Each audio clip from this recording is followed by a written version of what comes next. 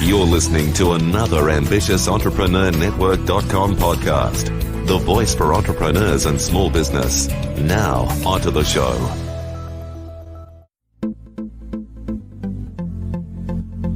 This is Women in Leadership Podcast, featuring success insights from women around the globe. Now, over to your host, Anne-Marie Cross. And welcome to another episode of Women in Leadership Podcast, brought to you by the influencealliance.com, the business building community for coaches and consultants who want to build a profitable and scalable business while also make a much bigger impact in the world with their message. And I'm your host, Anne-Marie Cross. Now, my guest today says having females in leadership ensures the ongoing attraction and, even more importantly, retention of other female talent. And joining me on today's show is Ruby Kolesky. Now, Ruby, she is part of the CEO Collective as well as the heart of product at Joyous, a Kiwi tech company helping large organizations include their people in making change happen through their two-way conversational feedback platform. Ruby is also the co-author of Joyfully, a book about shared leadership, modern organizational structures, and a new way of working for product and engineering teams. Now, on today's show, Ruby is going to share when it comes to your ideas, aspirations, and goals, go for all of it.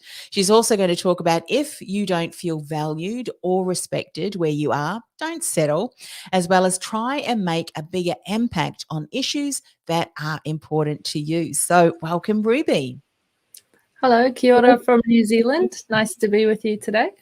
It is wonderful that you are here. So tell us a little bit about a snapshot, if you will, of kind of what the pathway that led you down to where you are today. Have you always enjoyed tech, or was it an experience that kind of opened the doors to tech? What was it for you? Originally, I studied to be a comedian, if you could believe it. And I don't have a joke on hand for you at all, but at some point I realized that probably wasn't the right path for me, and the next logical step, if not comedy, seemed tech to me. So as a little girl, I used to love playing Nintendo. I'd spend hours gaming. I've just always been naturally good with technology, and at that point in my life, it was becoming really clear worldwide that technology was going to be sort of a big part of our lives. So I just got into it. Amazing. Why I say that, I mean, here in Australia, if we think about STEM, obviously I'm sure that's a common term around the world, you know, in technology, engineering and so forth, you know, often, and I know that's changing now, but which is wonderful that, you know, women are entering the tech space. So often we think, well, that's really not for me, but in actual fact, the gifts, the skills, the talents, abilities that you bring can really be leveraged within the tech space, because tech can be used for all sorts of things. I mean, obviously with your company here, Joyous, a Kiwi tech company, you're helping people to create change through a conversational feedback platform. So using tech, it allows for the connection, communication, and so forth. So the outcome is something that I'm sure, you know, all of us can relate to. So it's wonderful to hear, you know, stories from yourself of women who are in the tech space. Let's talk about when it comes to ideas, aspirations, and goals, go for all of it. So I got some advice a while back, which was not to limit yourself. And it was given to me in a package, which was like, Ruby, really, you shouldn't limit yourself, because there's just so many other people out there who are willing to do that for you. And to me, that just really, really hit home to me in such a meaningful way. And it resonated with like so many of the experiences throughout my life where, honestly, if I just reflect back on it, I had formed this habit of chopping my own ideas down to a size that I thought was going to be palatable for others. And I'm just really happy to realize that probably for the last year or so, in earnest, I don't do that anymore. And I think as a result of that shift in my mindset, the outcome is that we actually achieve far more for our people in the organization that I work in. and even for our customers, who I think are just so much better for it. And if I'm honest, I think the same goes for me personally as well. Yeah, terrific. I did not think, let's say a year and a half ago, that being a co-CEO was even going to be on the cards for me. And it's just transpired that way. So yeah.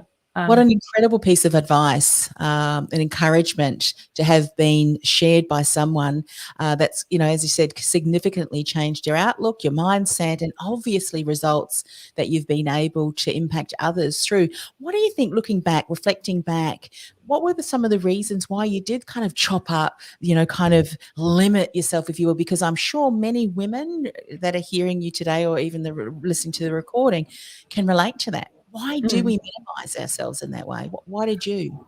I think for myself, I had a view that was a little bit more out there than the conventional view. So I was always someone who thought we should do more for people than what the done thing is. Like for me, the done thing, I just hate that statement. I hate the done thing. Like if you tell me what the done thing is, you've given me the anti-pattern most of the time. And so I guess being a boundary pusher, I was always playing the mental game of like, how I know I can't get what I really want, but what is the best that I'm going to be able to do here in the context of whatever situation I was in. And so I guess I just did some pre-negotiation on my end before I got to people. Yes. Not really meaning to do that, but I mean, I used to get told no a lot, and I spent 80% of my time, as much as that in previous companies, literally just politicking. And I always just used to feel this is such a massive waste of my time, because I could be spending 80% of my time actually doing the things that I knew to be right in the first place. And so that's completely flipped where I am at Joyous, because we just spent pretty much 100% of our time doing the right thing now, and we're just to I think being in that environment has enabled me to have to do less of the limiting thing. And it's kind of like any situation, it's only once you're at the other end of it that you kind of really appreciate what extent you were facing or dealing with something, if you know what I mean.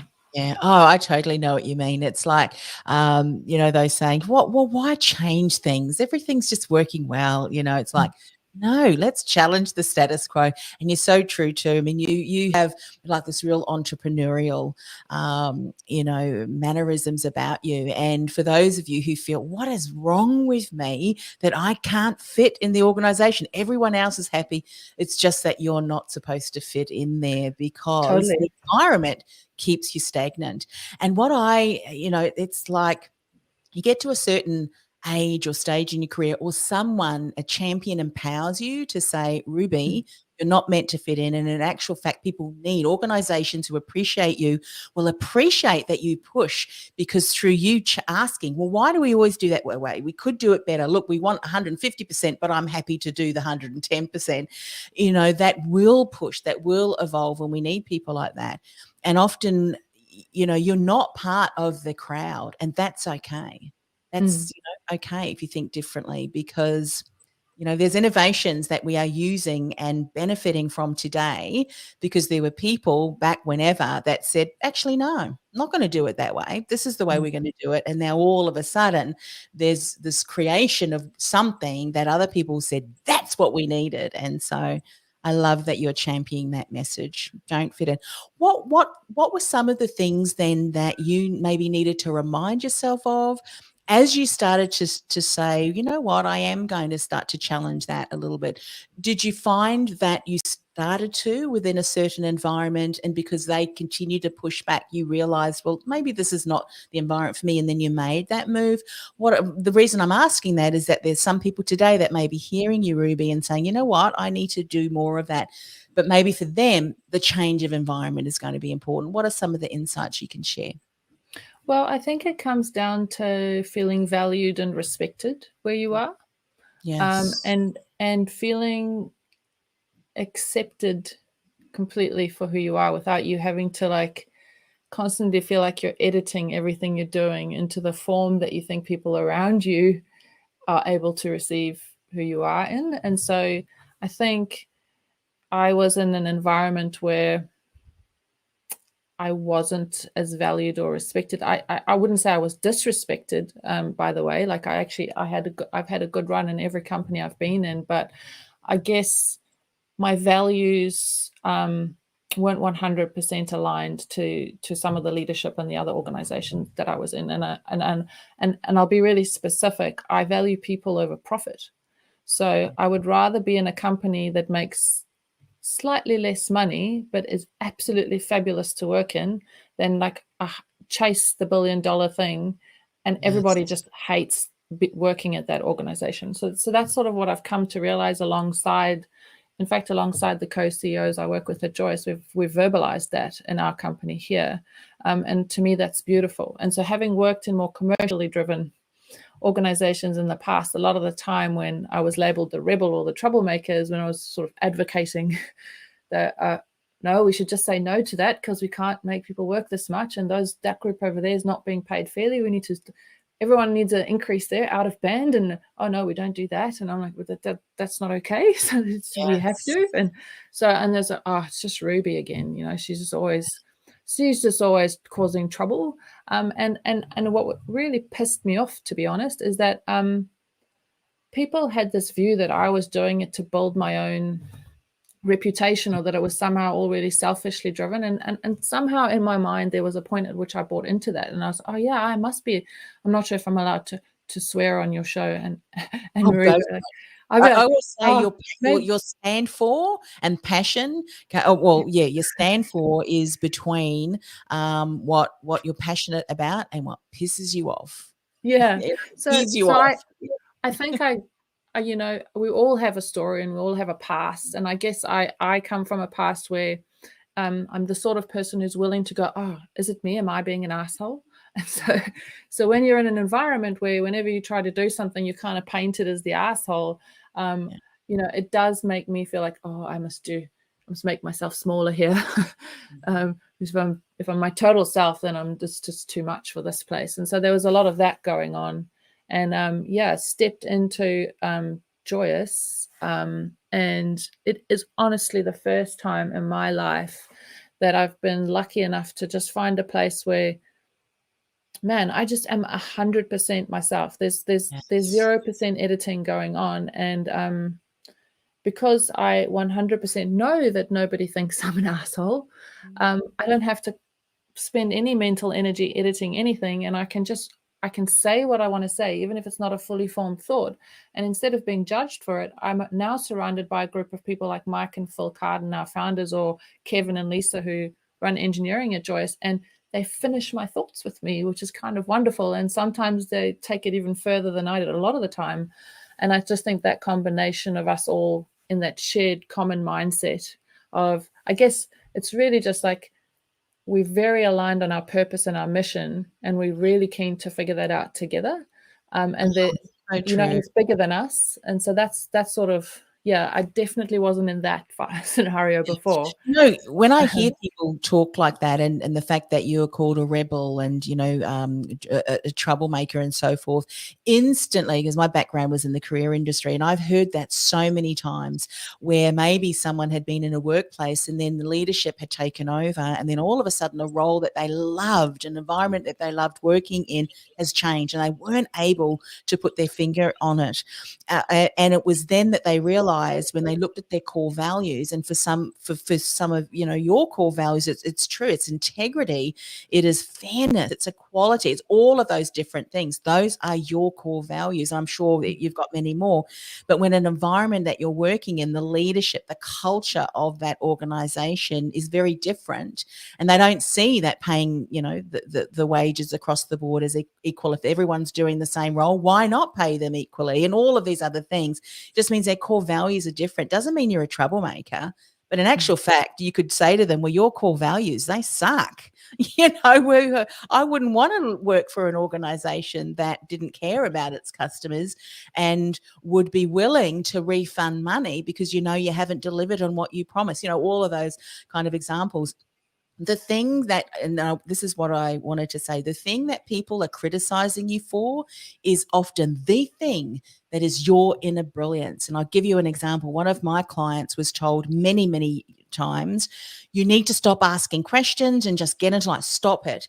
That was her gift, because through asking questions, it allowed them to really get clear on some, many, many different things, to the point where she no longer did that. But when she finally realized and gave herself permission to show up as she was, she realized it was an innate gift that enabled her to excel and support clients in a way that no one else was able to.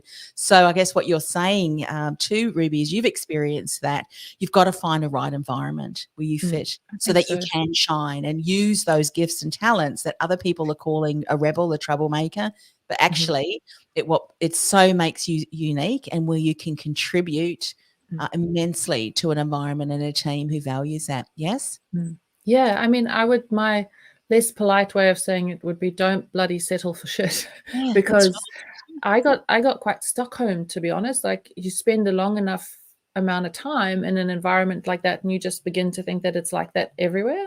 Yeah, maybe it is me. Maybe they are. You start validating this is just what it's like at a job. But there are, honestly, and I'm very lucky, because with Joyous, we get to work with a lot of other organizations who use our tool, and I can tell you for a fact that there are plenty of genuinely great places to work out there. And I know, I mean, I'm not an idealist. I know sometimes it depends on where you fall within an organization and who your immediate circle of people are that you work with. But I can guarantee if you keep looking, you'll find something. And you've got to be really clear that that's important to you, and that's what you prioritize if you do end up going, oh, maybe I should think about this differently, because sometimes changing how you behave within an organization and staying there, that's not always, it could work. But a lot of the time it might not be enough, and you might realize, actually, it is just me.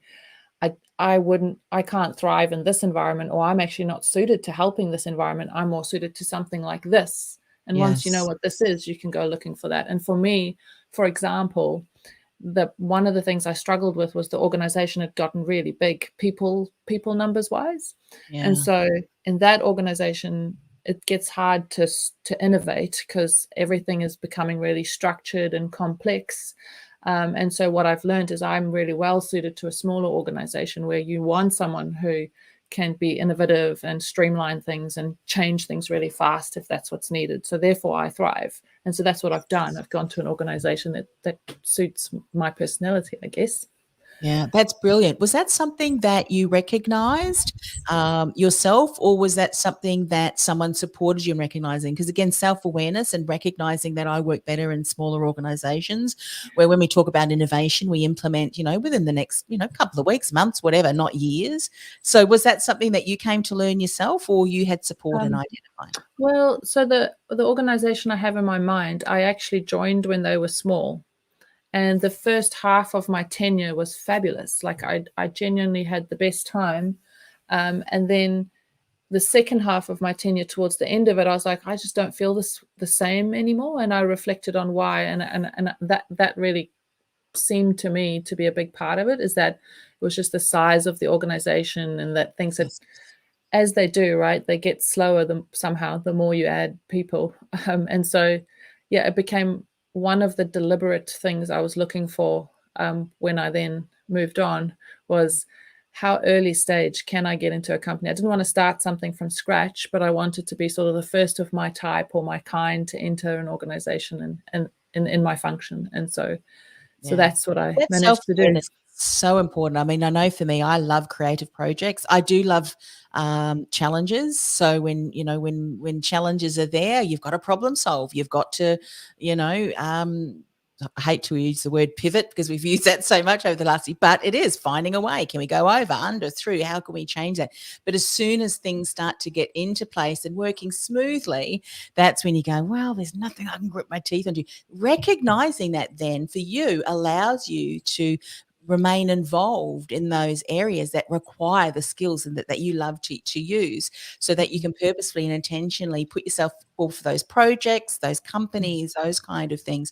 What would you say to someone then that may not have gotten that self-awareness yet? Were there some things that helped you get even more clearer on, well, these are the kind of environments, the projects, the organizations that I love to work with? Were there a couple of kind of spotlight insights that you can share?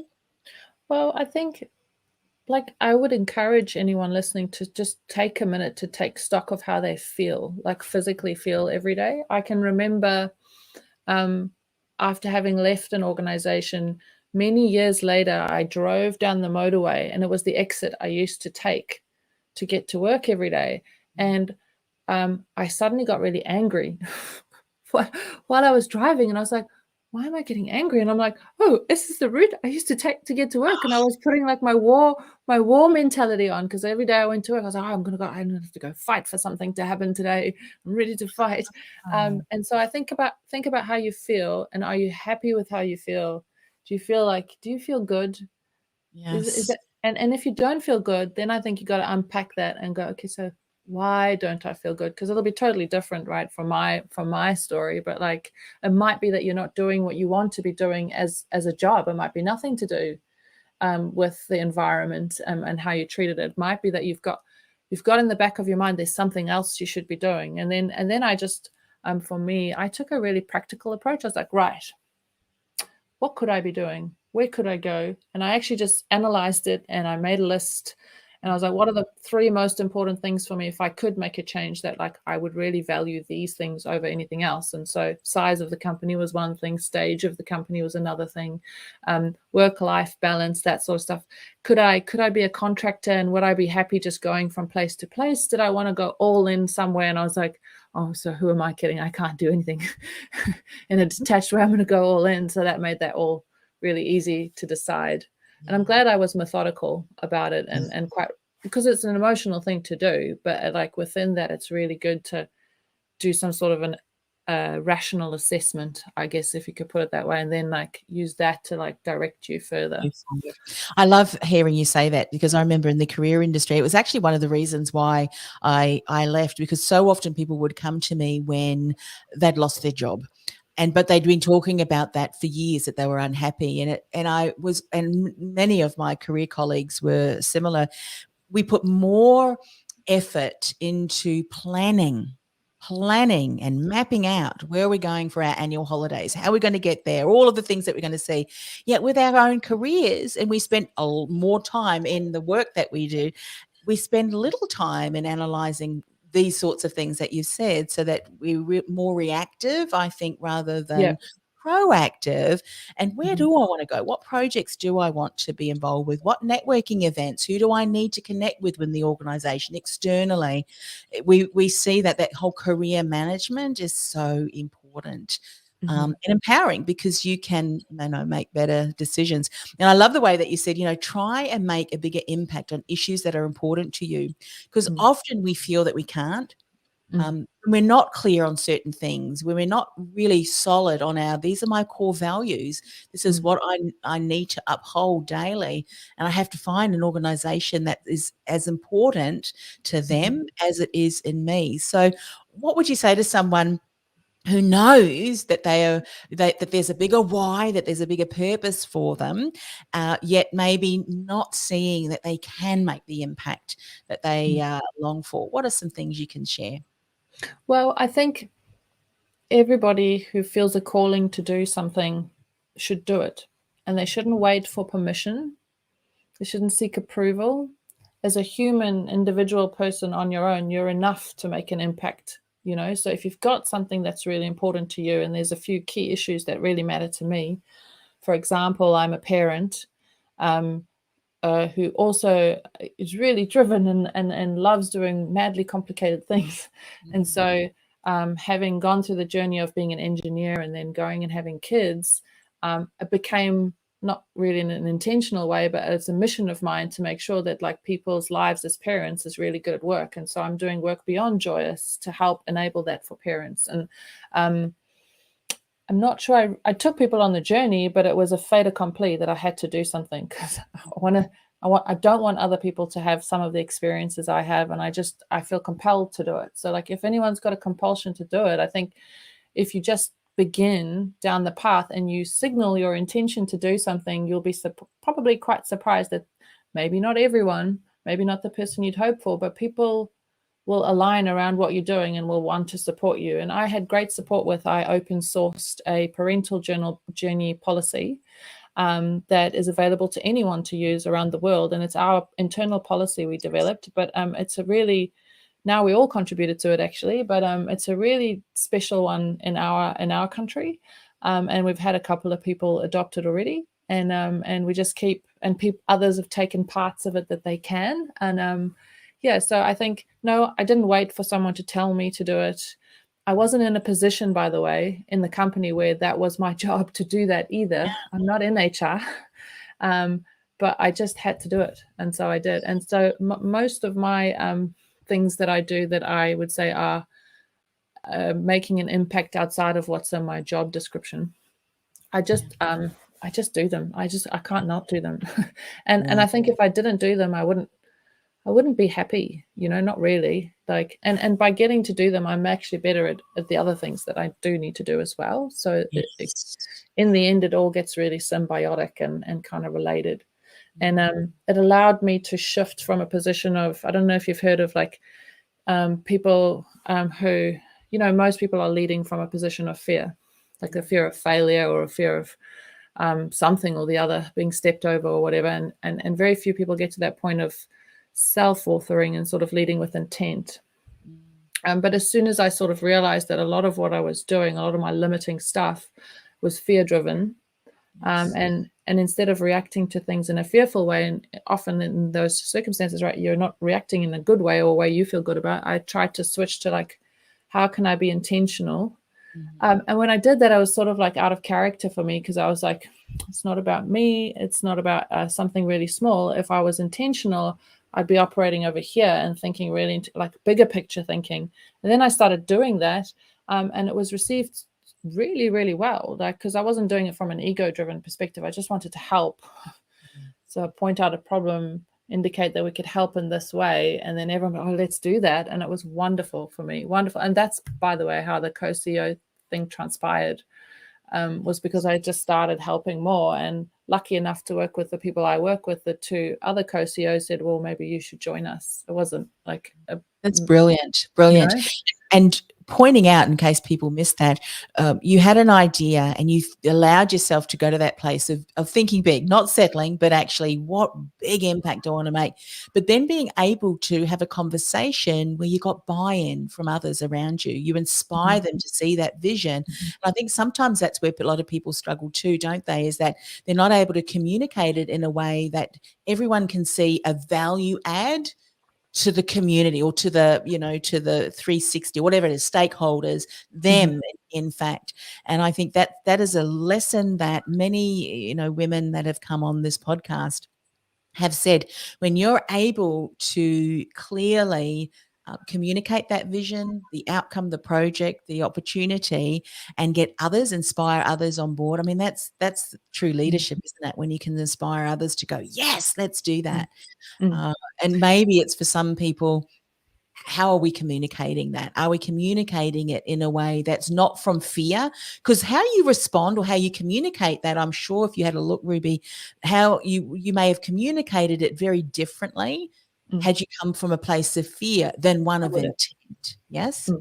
I would have gone in demanding it and fighting with a fighting mindset. But instead I had thought about how I was going to say it, and I had thought about how people might react. And I can tell you the story, because we're a little company, especially at the stage I did that work. We were smaller than we are now. I say little, I mean, we're doing really well. We just don't have a lot of people.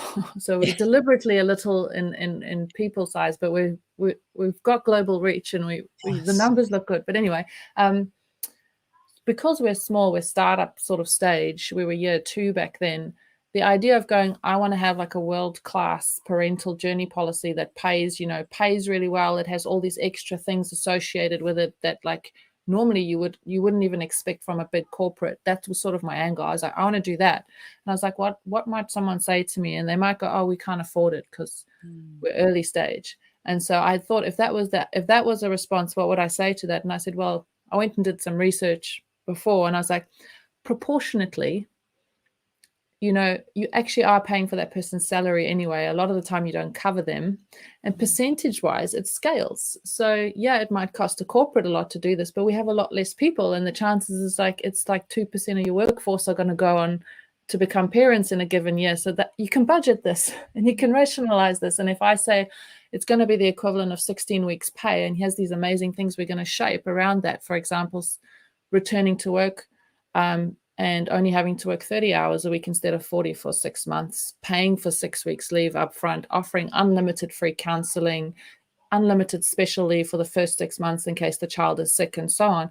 It actually makes logical, financial, economical sense. And then you've reduced these people's anxiety. You'll retain them more.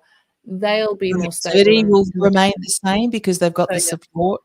Yeah, I love so that. You put it together in this beautiful business case study that they've gone, I don't know why we haven't done this early.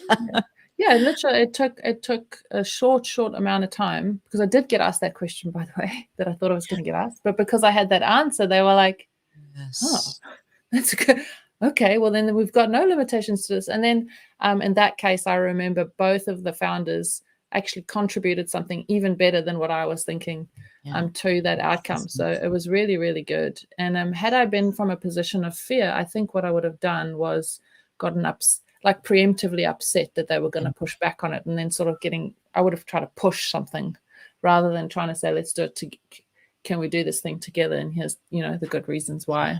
I mean, brilliant. That in itself is someone to take away. I mean, I've loved everything that you've shared, but I think if someone just does that differently, have I been coming towards this from a place of fear, and therefore that's coming through in the way that I'm communicating that?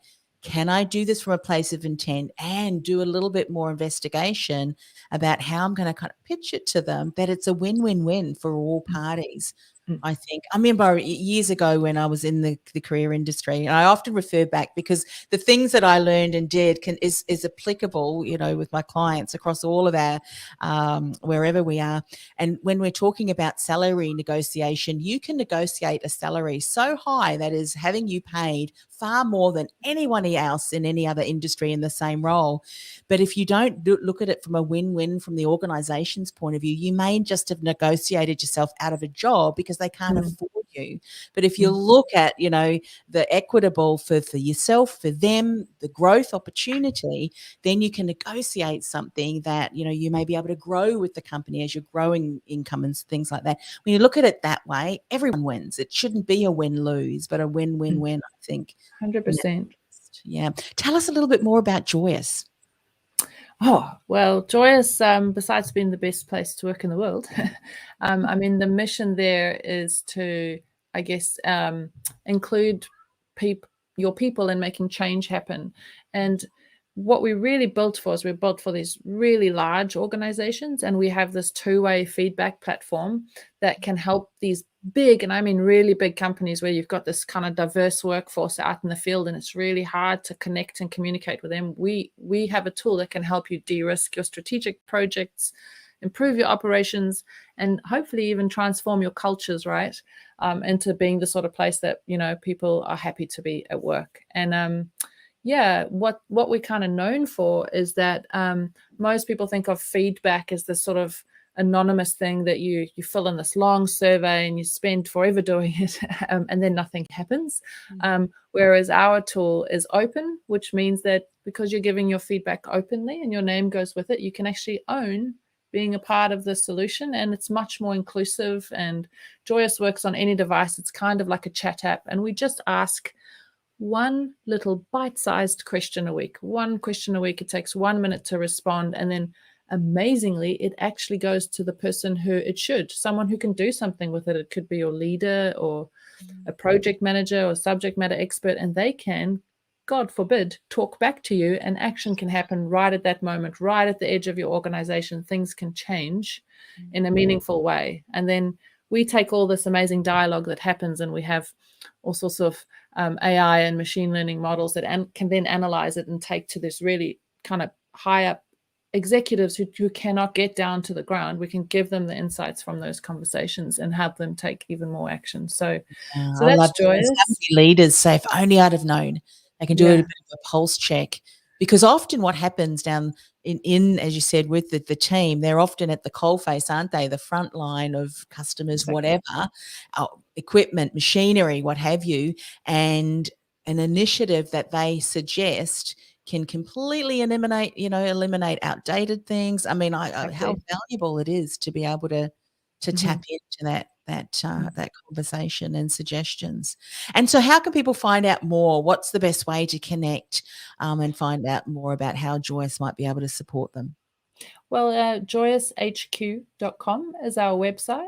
And so there's a Joy Dog, which is both our avatar, our logo, and our identity. You can chat to Joy Dog, but you can reach out to us from that and learn about us there and how we work and what we do.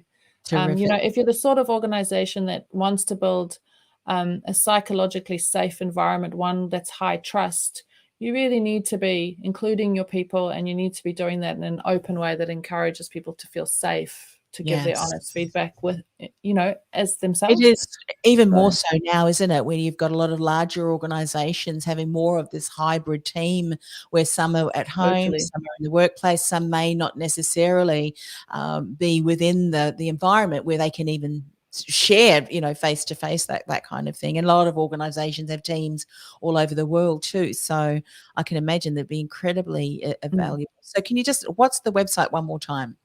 It's joyoushq.com. Fantastic. Well, thank you, Ruby, for sharing.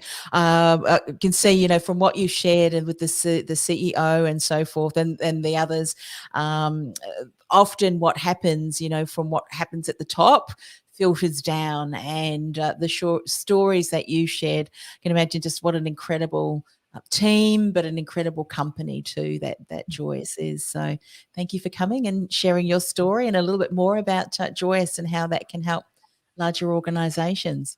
Well, thanks so much for having me. It was a lovely conversation. This podcast is brought to you by theinfluencealliance.com. Want to influence real change with your message by becoming known as a trusted authority in your industry while building a sustainable and scalable business you love? Find out how by accessing our free podcast series at www.theinfluencealliance.com/podcast series. That's theinfluencealliance.com/podcast series.